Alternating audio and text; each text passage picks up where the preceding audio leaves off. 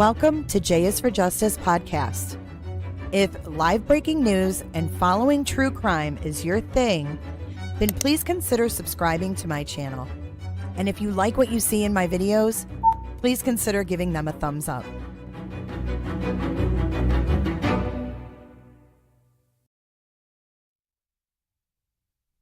Roberta. Happy Monday. Hey, everybody. I hope that you guys had a great weekend. Welcome to J is for Justice. If you are new here and you like what you see, please consider subscribing and giving this video a thumbs up. Appreciate it. All the Roberters in chat, if you're not familiar with a Roberter, aka members, are green in chat. So those people are a little special. They are. And your blues, you've got your moderators, Angie B and Mike Sanner coming in hot. Thank you for being here, you guys. Salute thee, Mom to 3, Figment, Krugs. What's up, Krugsies? Onesies, Figment, Laura W. Good to see you guys. So I had a little, aw, wait, what? Nice to see you too. And Rebecca.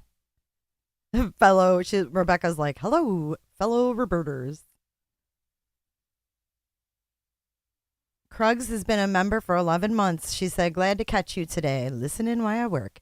Streamlabs is a little delayed, but you will see her alert pop up. So good morning, good afternoon, wherever you are, whatever it is. I hope that you are well. Hello, Snow. Thanks for coming in. And hey, Shell and that cute baby boy of hers. Give your moderators lots of love. Okay. So before we get into our cases, I wanted to talk a little bit because I'm trying to, kind of debrief from these cases we cover because it gets heavy. And I suggest you guys do the same. So I'm going to talk a little bit about sometimes like what I'm watching because I'm going to start like watching other things. Rebecca, this is my guilty pleasure while I work. Thank you. Don't feel guilty, Rebecca. It's all good in the hood. Vicky, you know what? It's all right to be skint. Join the club, babe. Join the club. No one is going to hold that against you here. I can promise you that.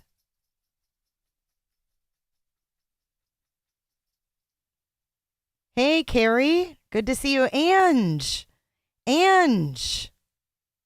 Absolutely. Go ahead, Texas Angel.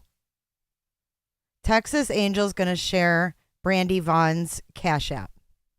KB, it's we have to stand down. Stand down. Thank you so much, Rebecca Blum. Okay, so I've been watching, and it's pretty interesting. You guys all remember David Letterman from back in the day, the Letterman Show. Well, he just released like an interview show, and he recorded it actually before COVID. So it's kind of nice to watch because it's before COVID and all that weird shit.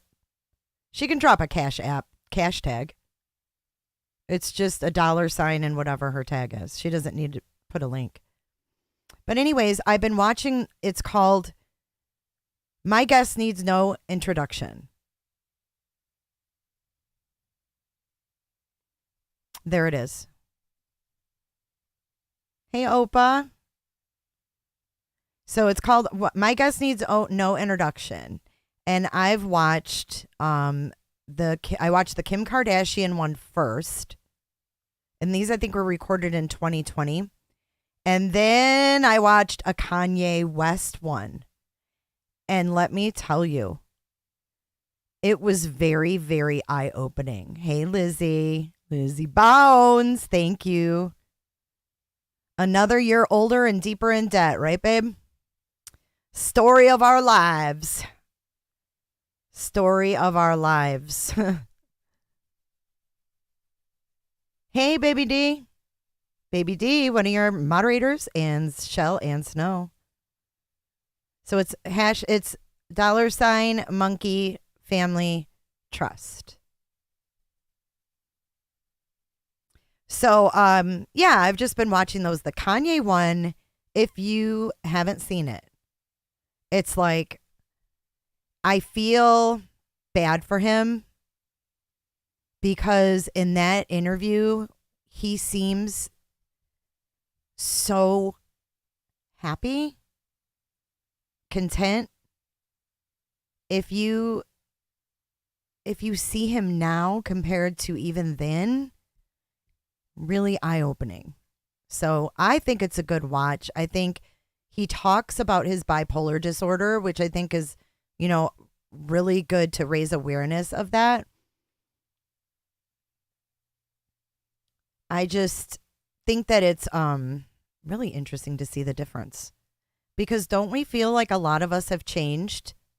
Like the pandemic hit, and I feel like we all changed, and I feel like we never went back to what it was before. Hey, Holly, thank you. Holly's been a Roberta for 12 months. Hello, hello. Always look forward to your lives. Hey, May. May's just coming in, and so is Sonia. Thanks, Roberters. We've got the family trust for the Monkey Vaughan family, Michael Monkey Vaughan. And we're going to be getting into what's latest in that. I'm not getting into any of the drama that's going on. I can't keep up with that. How could I ever watch My Guest Needs No Introduction if I'm watching all of the drama? I can't do it. So we're going to go over what's out there and what's confirmed at this point. And let's get into our case updates. I think that would be it. I don't know. I would love to talk to you guys more about that Kanye interview and maybe play some clips. So maybe we can do that over on the other channel one evening and just have like a discussion, because I think that it changes all. I think it changes all. There's no doubt about it. And we never went back to normal, our normal. We have a new normal. And I don't think everyone is accepting that new normal. And I think people are confused and overwhelmed. And I think there's just a lot. So I think it would be an interesting discussion. Even if I'm over there talking to myself, maybe I can get some thoughts through my own head, right? So, yeah, I think we should do that. And I'll figure out, it's on Netflix. So I don't know how I would even get clips of that. And I don't know. I'd have to look into that. Texas, no, unfortunately. I have not dug into that part of the case. I admittedly did not follow Monkey's case closely. I would do updates, through the past year since July of 2021. Hey, Megan Ambrose. Nice to see you. So, I'm not really, I'm not deep diving on it, but I don't know who they're even looking at. I haven't seen that come out yet. And unfortunately, I haven't watched any other streams to see what's going on. So we're going to be sticking with the facts in the news today. So let's get into our first case update that I want to talk about. This is actually not an update. This is something that happened in my neck of the woods in the Tampa Bay area. Florida is always crazy. We always have the shit going on. Everybody comes to Florida to get crazy and do crazy stuff. So this is a really, really sad case out of St. Petersburg, Florida. And a 43-year-old man is the fourth person arrested for setting a woman on fire. You can't make it up. The four, and we'll get into who the four are, mutilated this girl's body by lighting her on fire. They were unable to identify her because of the severity of the burns. And then later on, they were able to get like a fingerprint to positively identify this 34-year-old or 31-year-old girl. So I'm going to play this quick video to give you guys a little bit of background. It's crazy because I didn't hear much about this until today. I saw that the fourth man was arrested and I'm like, wait, what? What is going on with people, you know? So let's watch this and then we will get into the details. She is 31-year-old Heather Olmstead. And tonight her father is only talking to 10 Tampa Bay's Angelina Salcido. He says his daughter didn't deserve to die this way. This alleyway here is where this investigation all started. You can see burn marks are still left over and flowers were put where this body was found.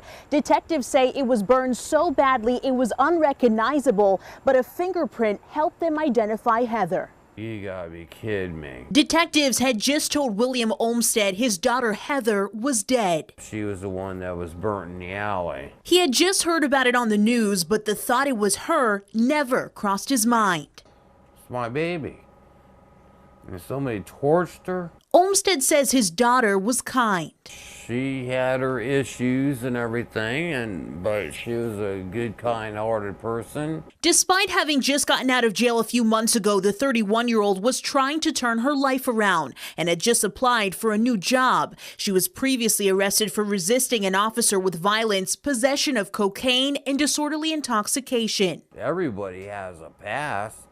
But she was changing her ways and everything. William says being in the wrong crowd may have killed her. He saw his daughter 2 days before her body was found. She said, "I'll be back later, Dad," and she took off, and that was it. That was the last I seen of her. William says police told him Heather overdosed before she was burned. While her cause of death is still unclear, he can't fathom her last moments. But I don't think it's right that she should be remembered this way. It hurts me deeply. You know, I'm not going to sit still to the people that did it. Heather's family is pleading with anyone who might know her and know about her last few days to come forward, and so are police. Any information can help them piece together this case. In St. Pete, Angelina Salcido. Okay, well, we have arrests, but this is god-awful. So this girl, 31-year-old Heather Olmstead, overdosed. And whoever the idiots that she was with decided instead of calling 911 to burn her. That would be a better way to handle it. Oh my gosh, it kind of looked like Joe Walsh. I think Joe Walsh is a little older than that these days, though. I know. It's very, very sad. What's up, May? So let's talk about who was arrested for this horrific shit. Martellish Hale was charged with abuse of a dead body, the same charge as 64-year-old Julie Heltman Curran, 30-year-old Cree Worley, and 42-year-old Jerish Stevens. They're all being charged with abuse of a dead body. Authorities say the four of them mutilated Heather Olmstead's body by lighting her on fire with a flammable substance.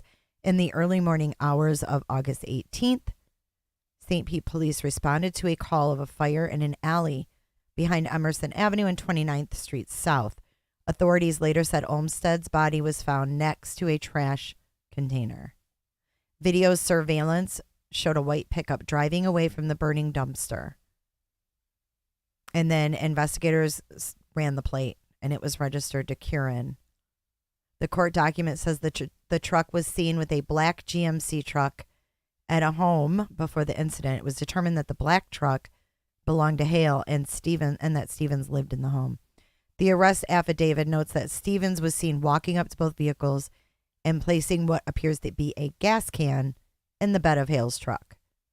Investigators were able to connect a cell phone found near the burning body to Hale, and he's facing several felony charges for a prior incident of which he intentionally crashed into sheriff's detectives' vehicles. I don't see a good future for Hale. Olmstead's cause of death was an overdose, which they determined now.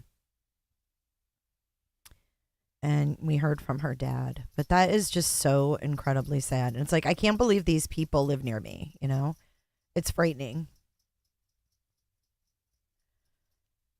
All right, so while we go over, we're going to get into Michael Vaughan. And while we do that, I'm going to go over what's in the news right now. And I don't want to talk about the drama with the mom right now. I understand she's upset. I shared her message last night, and I think her message is so important. As a matter of fact, I'm going to play that before we even start, because, I mean, amen to Brandy for speaking out.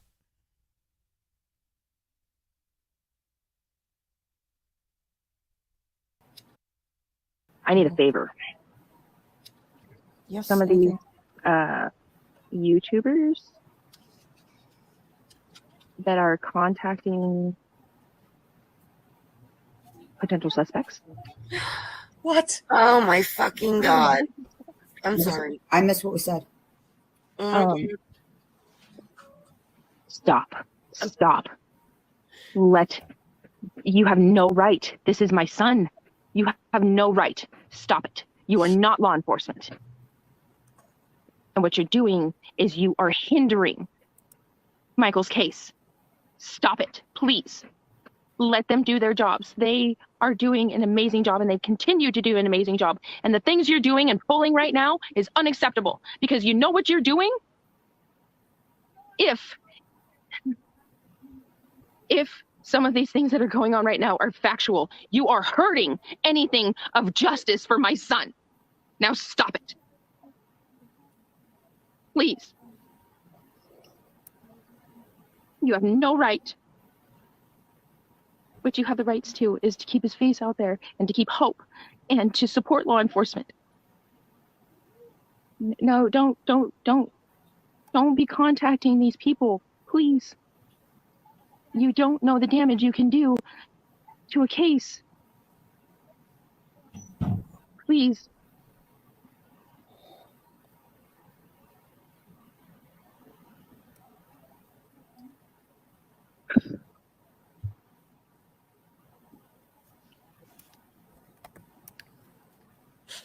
Just in this, there's been 6 cars that have driven by our home.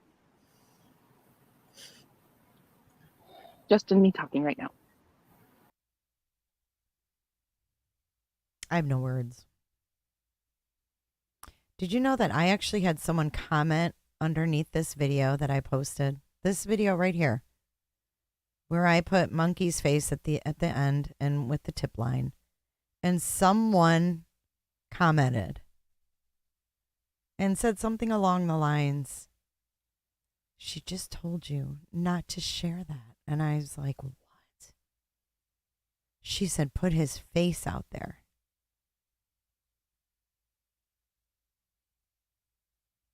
And this, I could see the frustration, the emotion. Like, she knows they're over there digging for her son's remains. I don't know what's gone on. I don't know who's done what. I'm seeing, some creators' names in chat, but I don't know what they did exactly. And nor do I really care. But we need to do the right thing ourselves. And if there's something out there that Brandy, this little boy's mom, doesn't like, then maybe we shouldn't partake in it. Maybe we need to take a step back, and maybe we need to have a little more compassion and a little more couth. And as subs and viewers, if you don't like what's going on, don't watch it. Don't watch it. If the stuff that you don't like seeing, if people don't watch it, who's going to watch it? Who's going to watch them? So that's my advice. Like, if you don't like it, don't watch it for the train wreck. If you're watching it for the train wreck and for the next like ball to drop and something to happen and there to be action, then you might, want to rethink if you're really following the cases for the right reasons.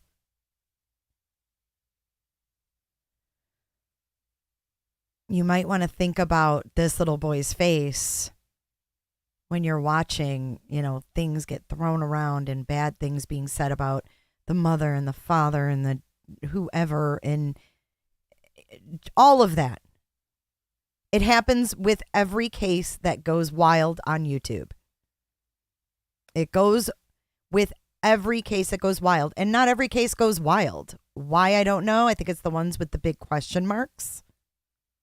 The big question marks are the ones that give a little bit of leeway to the grifting people who don't really care about this little boy.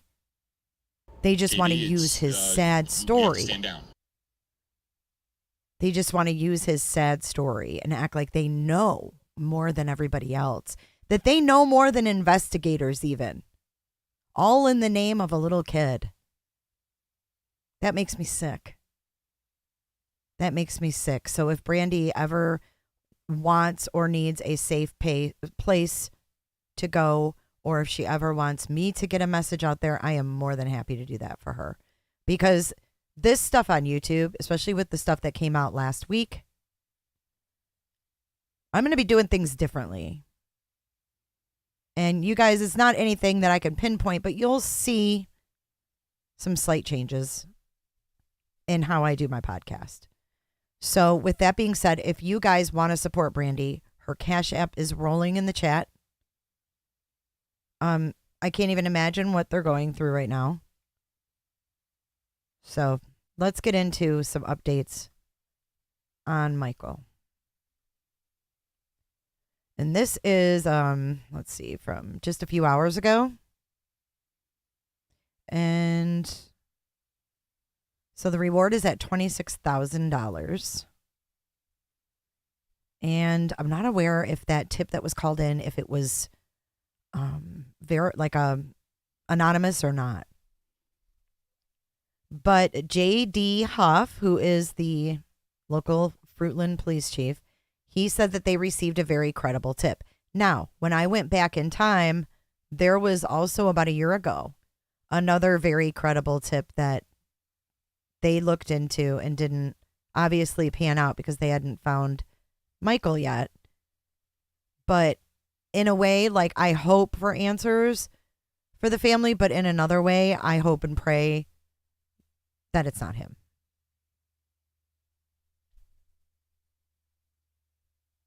No, I haven't looked at anybody's TikToks. But at any rate, okay, I'm stepping away from chat so I can go over this with you and focus. So if anybody wants to get my attention, you can hit me with a Roberter, a.k.a. Super Chat or Super Sticker, and Bertolino will notify me that you're trying to reach me because I'm going to be busy over here entertaining y'all. So moderators, if you could keep a close eye on the chat so it stays on task, that would be great. Okay, so here is the local update from today. The second day that Fruitland police searched a backyard of a home in connection to the disappearance of a missing boy. Last July, 5-year-old Michael Vaughan, he was reported missing and hasn't been seen in more than a year. But after receiving a very credible tip recently, police were able to start digging in the backyard of a home on the 1100 block of Red Wing Street, which is just minutes away from Michael's family home. They intended to dig 3 to 4 feet deep across the whole backyard in search of Michael's possible remains. I guess it's kind of a double-edged sword. Do I hope? Not really. I hope that Michael is still alive and that we can bring him home safely to his family. But we also know that we need to find resolution to this case, and we need to just follow the leads and follow the credible information. And that's what we'll continue to do. Cadaver dogs have been on scene, but Chief Huff would not discuss if the dogs alerted to anything on the property. He also says the dirt that's been removed from the yard is being taken off-site and then analyzed. Okay, so there's search dogs out there, but they have not said if they've hit.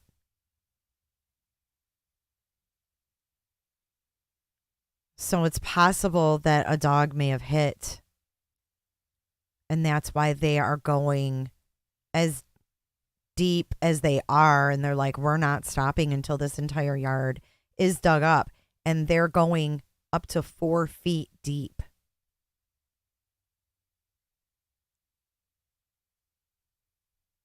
Melanie, we all change our minds all the time as we follow cases and things come up.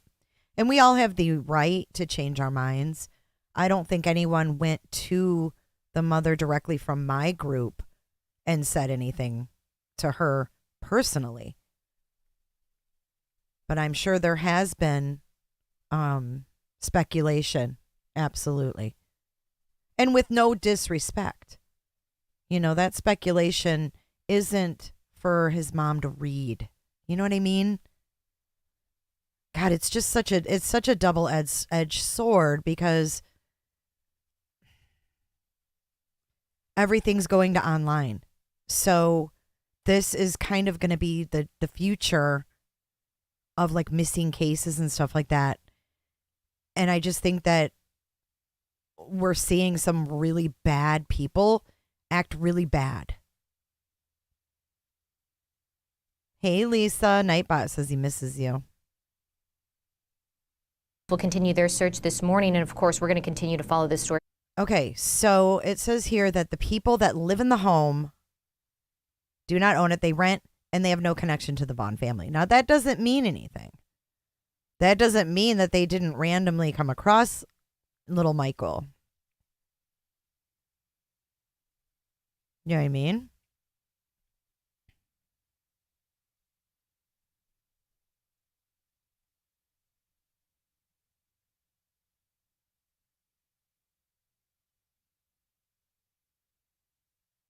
So it says here that police told Brandy to stay away from the site.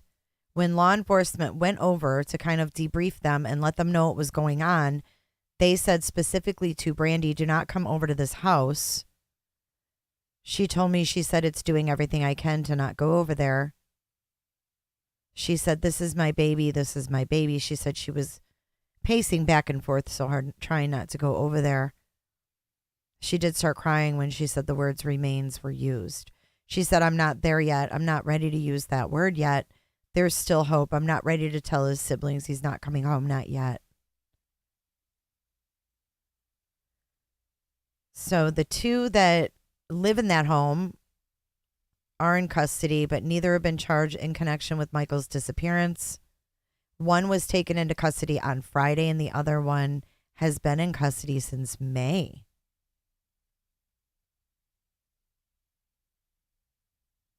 Wow. No wonder they kept saying that it was an abduction. All right, let's go into the next. What is this from? Okay, this is from 2 hours ago. That Vaughan police searched a backyard of a home in connection to the disappearance of a missing boy. Last July, 5-year-old Michael Vaughan, he was reported missing and hasn't been seen in more than a year. But after receiving a very credible tip recently, police were able to start digging in the backyard of a home on the 1100 block of Red Wing Street, which is just minutes away from Michael's family home. They intended to dig 3 to 4 feet deep across the whole backyard in search of Michael's possible remains. I guess it's kind of a double-edged sword, do I hope? Not really. You know, I hope that Michael is still alive. All right, we saw that, but you know, so what are you guys thinking? Are you thinking that he was wandering around and these people saw? Oh, wow. She's been charged with not reporting a death, Savage? Wow. Well, hopefully we'll get a press release soon. Hey, Squids. Resident of the home has new charges of not reporting a dead person.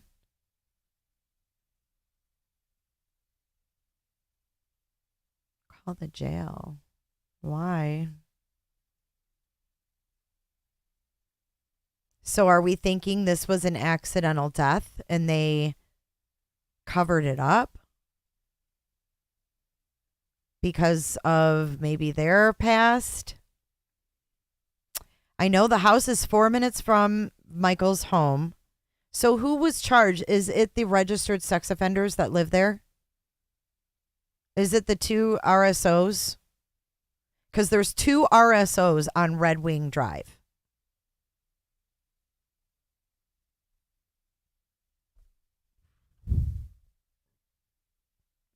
Sarah Wondra. Hey, I see you. Yeah, I'm not calling any jails. I'm staying out of it, but she drives around recording TikToks. Interesting. Not the RSOs. So there just happens to be 2 RSOs right across the street.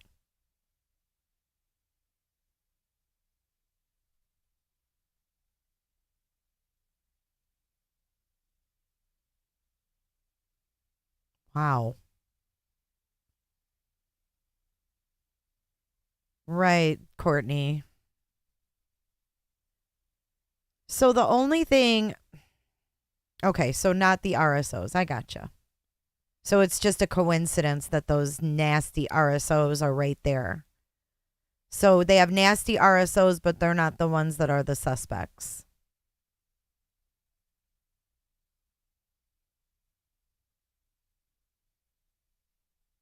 I wonder if the RSOs know them. They share the same fence. That's crazy. So that's probably, yeah, squids. I think that's to hold them.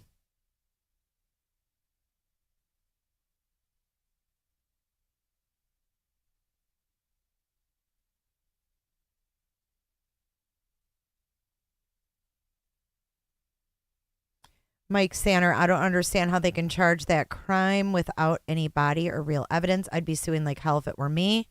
There must be something that isn't shared. Oh, yeah, for sure. I think there's definitely something shared.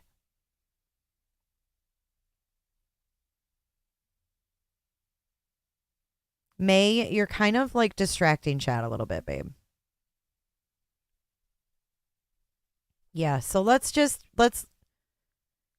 keep our thoughts and prayers with Brandy and the rest of the family, and keep our mitts out of an active investigation where they're currently digging. They must know something and have something. And maybe their initial dig found something, and that's why they kept going. But if his scent was picked up in that backyard, why would monkeys scent? Or why would dead body scent? If it was picked up, why would it be in their backyard? Like, something's gotta give.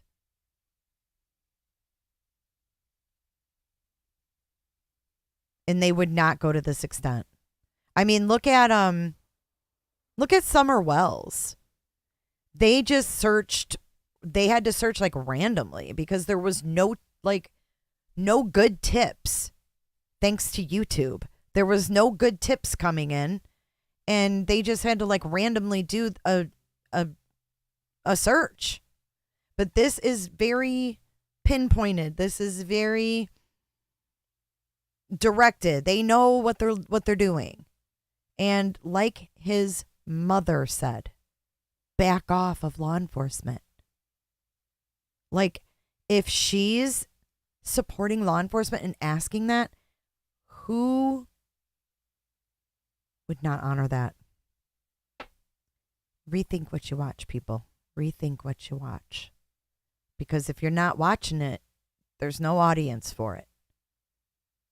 And if you're watching it because you're bored and it's a shit show and you're waiting for the entertainment, maybe find another hobby. Hell, hit me up. I need help.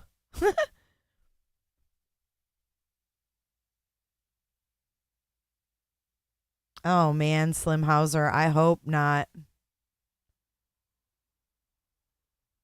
Yes, Melly D, you want to go over like a little background here? So Michael Monkey Vaughan was last seen around 6:30 p.m. on July 27th of 2021 He was 5 when he disappeared, but he turned 6 on June 24th of this year. Fruitland police confirmed early into the investigation that preliminary evidence suggested his disappearance was likely to be as the result of an abduction. Sending out an alert for the little boy, they described him as having blonde hair, blue eyes, standing at just 3'7" and weighing 50 pounds. They got nearly 1,000 leads and tips.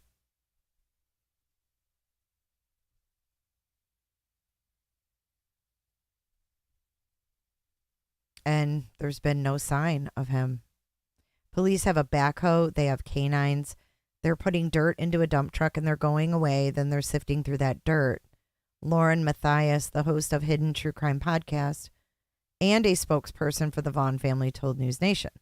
They did go over to the Neal home, to Brandy's home, and told them yesterday morning, this is happening. We have a tip. We are looking for remains. So I didn't know that Hidden True Crime Podcast was the spokesperson for their family. So is that the one that's doing all the streams?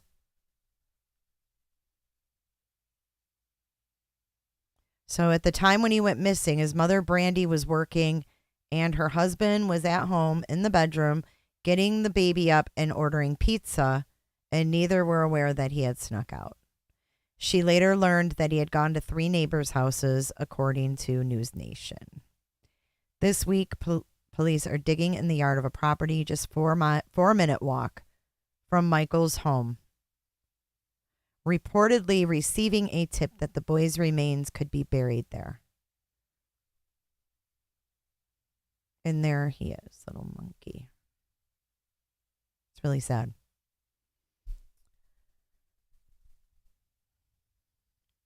Oh, I know, Melly. I would go crazy. Oh, I want pizza.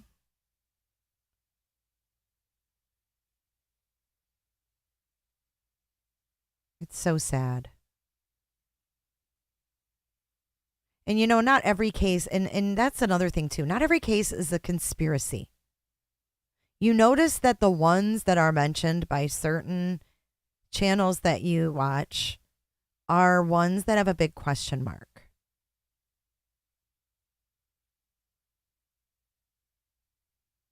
A big question mark. Not the ones that they can say, hey, this is what happened, and look, and da-da-da, and be like legit. They have to take only the ones with the big question mark for clicks and views. I even was reading an article the other day about certain genres of YouTubers who weren't even into true crime, at all, moved over to the true crime genre to garner views and subs because it's a hot topic right now.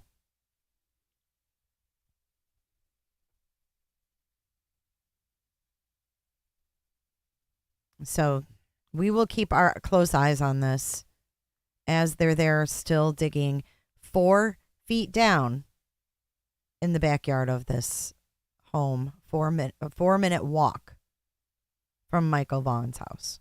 And then this is another video. Fruitland police with some more footage. Searching a home in connection to the disappearance of Michael Vaughan. Here's a map of the area we're talking about. You can see the home police are searching in proximity to where Michael's home is. Our crews on the scene say it's only about 4 minutes away. Our Abby Davis has been there throughout the day today, and she is live on the scene to update us with the latest information. Abby?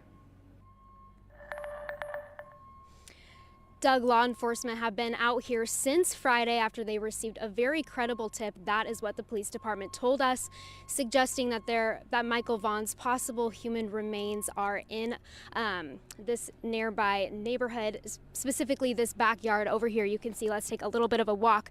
The road has been closed to through traffic since Friday evening. You can come over here, you can see this crime scene tape, and then continuing walking, you can see there is they're excavating the entire yard. We were told about 3 to 4 inches. You can see that dump truck there. They have been taking piles of dirt out since about 11 a.m. this morning.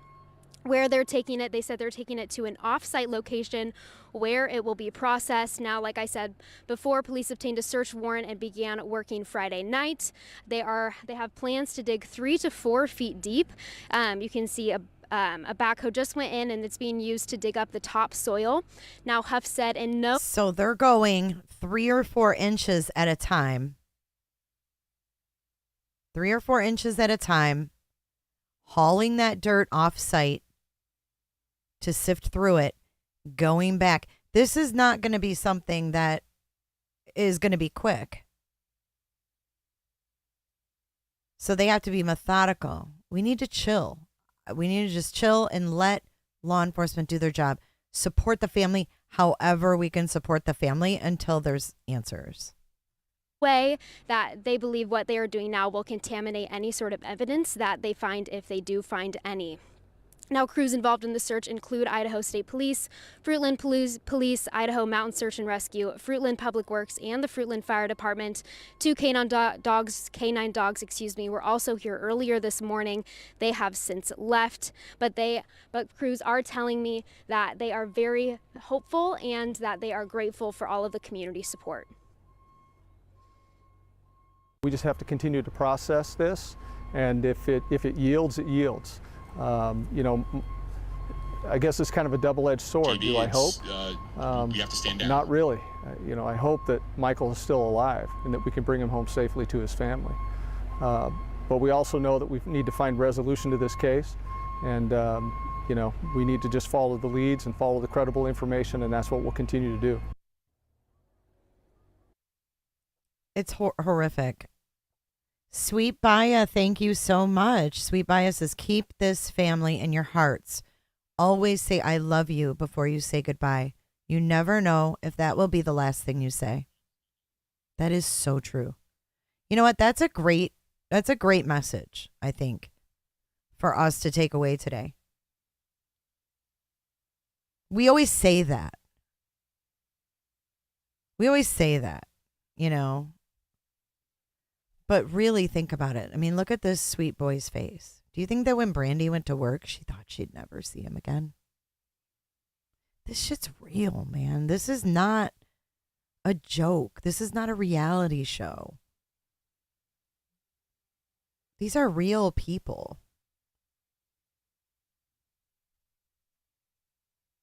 Well, I think, Squids, we're gonna have to wait to find out. But if the suspects are going through a divorce, totally makes sense. One's going to turn on the other.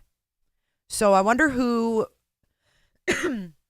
turned on who, you think? Are they both held with the same charges? Me too, Squids. I always do that with my kids. But growing up, my parents didn't do that. They didn't come from a family that did that, but we always knew they loved us, but say it.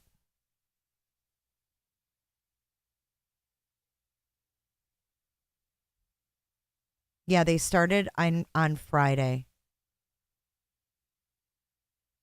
So this would be day 4. Did they do it yesterday too? Yeah. Well, they're getting divorced.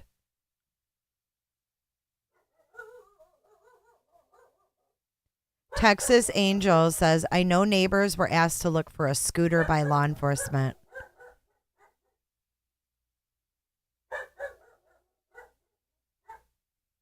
Is that right, Rexy? They say there are others who know?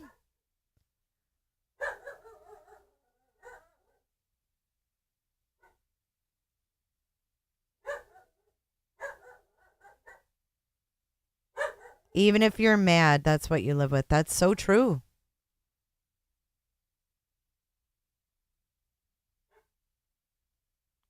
Okay, so if the hubs or soon to be ex isn't charged, I think it's safe to say that he's turned on her, right?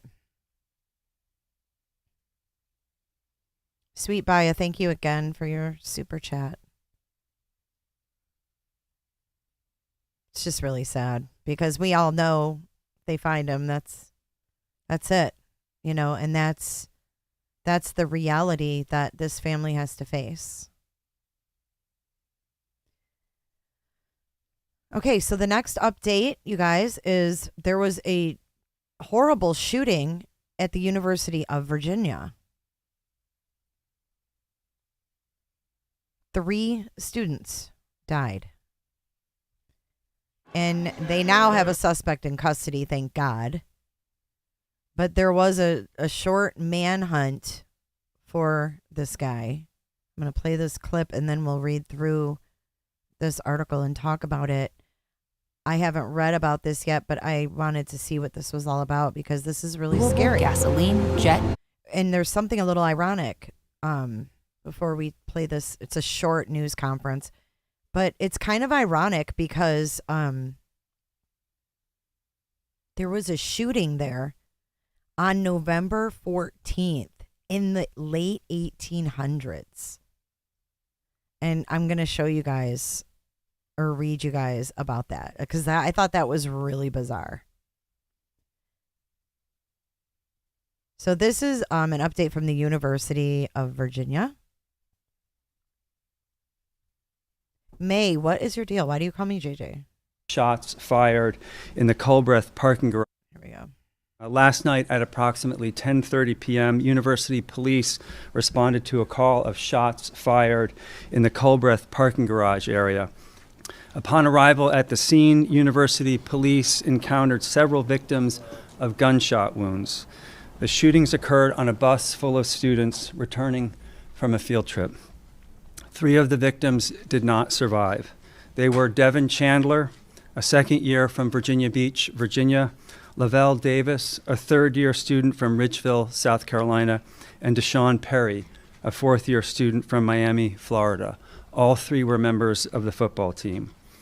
2 other students were wounded and are being treated for injuries at the UVA Medical Center. 1 is in good condition, 1 is in critical condition. We just received information the suspect is in custody. Just need a moment to thank God. Breathe a sigh of relief. We've charged him with 3 counts of second-degree murder, and we charged him with 3 counts of using a handgun in the commission of a felony. Scary stuff. Settled. Okay, so 3 members of the University of Virginia football team were fatally shot and 2 other students were injured in a parking garage coming back from a field trip. The suspect is Christopher Darnell Jones Jr. Now, there's, you know what, the Washington Post, you always want me to pay. He's been in trouble before.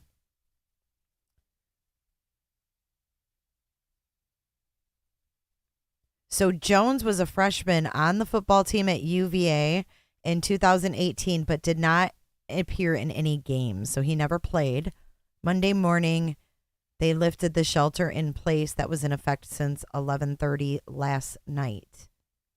The Culbreth Road and the garage where shots were heard were about a half-mile north of the lawn and the rotunda. This is not the first time that a shooting has rocked the campus in Virginia. The shooting raised memories of other traumatic episodes that have rocked Charlottesville in recent years. Asked about that, UVA Police Chief Timothy J. Longo Sr. told reporters, "I don't know. I've really had time to process that. It speaks for itself how we get through these things." And that's another thing we have to think about too. You know, we've got people that are downing law enforcement, covering these cases, downing law enforcement, making people question law enforcement, making people call law enforcement and complain, all this crap. Meanwhile, are we thinking about the law enforcement officers that are digging through that landfill for Quentin Simon every day? Are we thinking about what they have to compartmentalize that they don't want to take home? Have we thought about, the people that are digging for Monkey right now? How do they not take that home?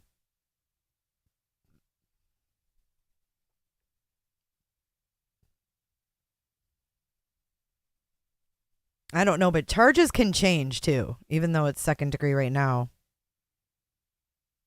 So in 2017, a white nationalist rally turned violent.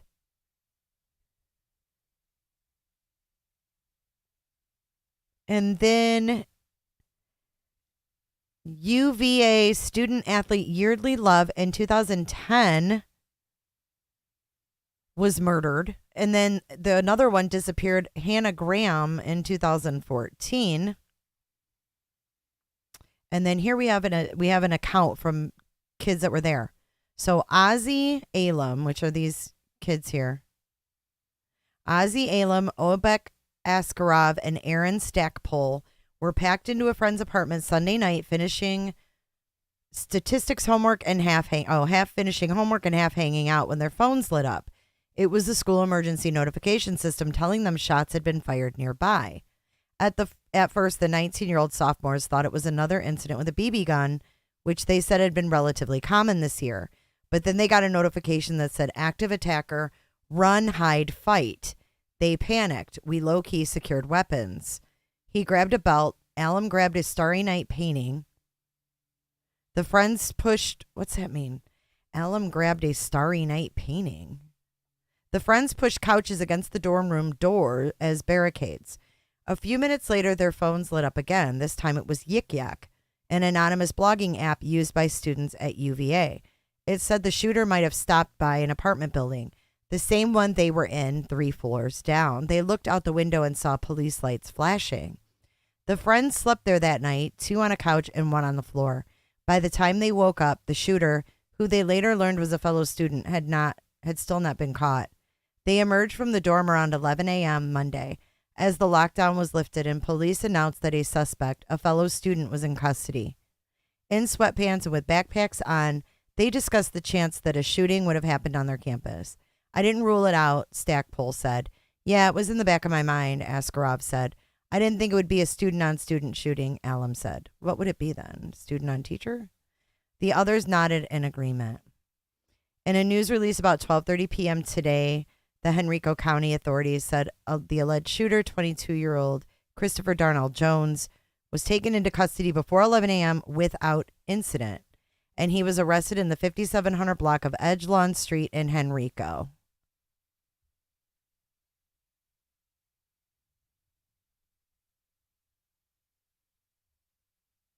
And here is where the suspect had prior encounter with authorities.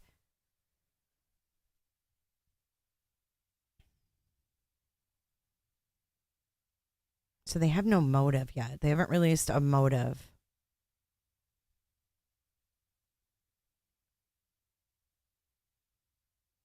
Longo said a person not associated with UVA reported Jones to the university threat assessment team as having a weapon in fall of 22, which is right now. But an investigation was not able to confirm Jones had a firearm. Longo said there were no threats made in conjunction with the weapon. Longo said Jones did have a previous charge involving a weapon he was supposed to have disclosed to the university. Jones has been charged with 3 counts of second-degree murder and committing a felony with a firearm. Wait, what? Can you even have... You can't have guns on campus. I did, Bea. Thank you. But why would they grab a painting? I'm confused. What does a painting have to do with being shot at? Why are they doing that? Am I missing something?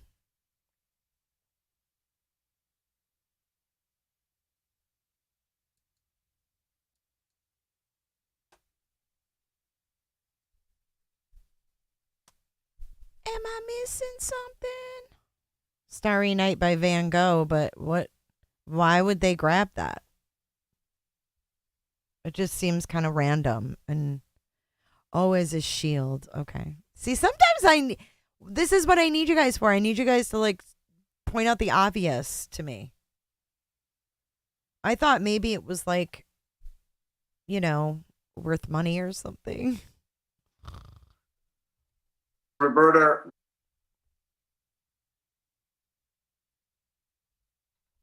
La. So heartbreaking. One of the football players is actually from Miami. So here's the short press conference that we got, which... is this the one we already saw? Raphael Warnock belongs in Hollywood. Is this the one we already saw? Hey, if you guys could give this video a like for me, I'd greatly appreciate it. No politics. Okay, here we go. Virginia, this is a sad, shocking, and tragic day for our UVA community. I will describe briefly what we know at this point and then turn things over to Chief Longo. But before I do that, let me say how deeply sorry I am for the victims and for their family and friends. So in terms of what we know, as I mentioned in the email we sent out early this morning, last night at approximately 10:30 p.m., University Police responded to a call of shots fired in the Culbreth parking garage area. The suspected shooter is UVA student Christopher Darnell Jones, Jr. Upon arrival at the scene, University Police encountered several victims of gunshot wounds. The shootings occurred on a bus full of students returning from a field trip.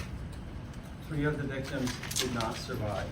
They were Devin Chandler, a second year from Virginia Beach, Virginia, Lavelle Davis, a third-year student from Ridgeville, South Carolina, and Deshaun Perry, a fourth-year student from Miami, Florida.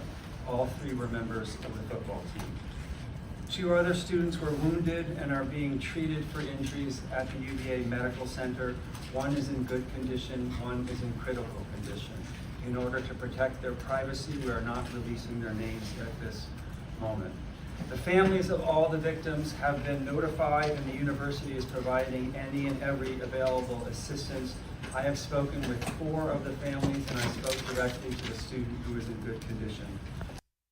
Hey, Cindy, I see you now. Mary, why you bugging? Welcome, Mary. So thoughts are with these families, these 3 families that had to hear this horrible news, just their kid coming back from a field trip with the football team. Crazy. But again, if you guys can give some support to Brandy Neal and the rest of her family while she sits there. Someone said in chat, like she hears that beeping from her house. That's heartbreaking.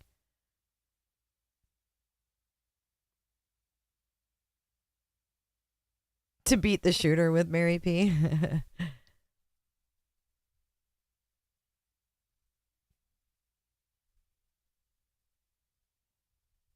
Yeah.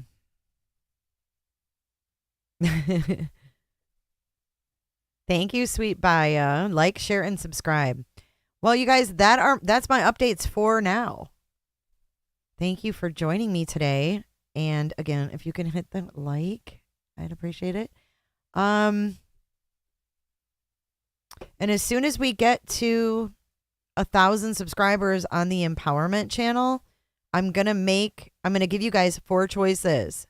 4 serial killers, or not serial killers, but death row inmates. I'm going to give you 4 to choose from, and I'm going to eat their last meal and tell their story. So if you haven't subscribed, if the mods could put empowerment in chat and subscribe over there, I'm excited. I want to do it. So please. Oh, thank you. Thank you, Avi, for the card. Yes, awesome. I can't wait to show everyone.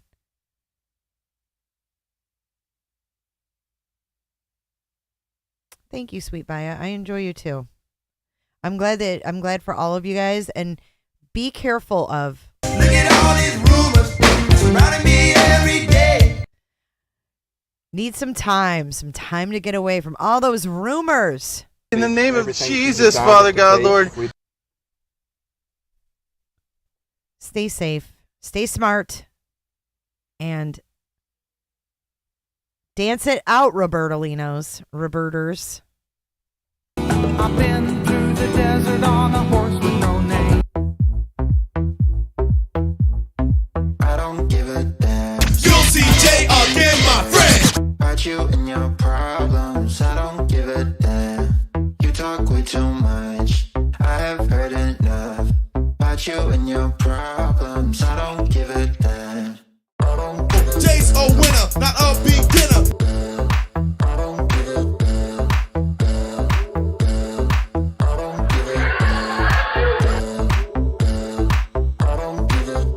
The devil is dancing tonight. You wanna be with me. Roberta. Feel something real, but I'm feeling differently. You're making plans to get to France, but don't wanna face the fact that I ain't got time for that. Staying up late, sleeping all day, dreaming about Cadillacs. Buying new shoes, hanging by the pool, sipping on Coke and Jack. Calling my phone when you U.C again, my friend.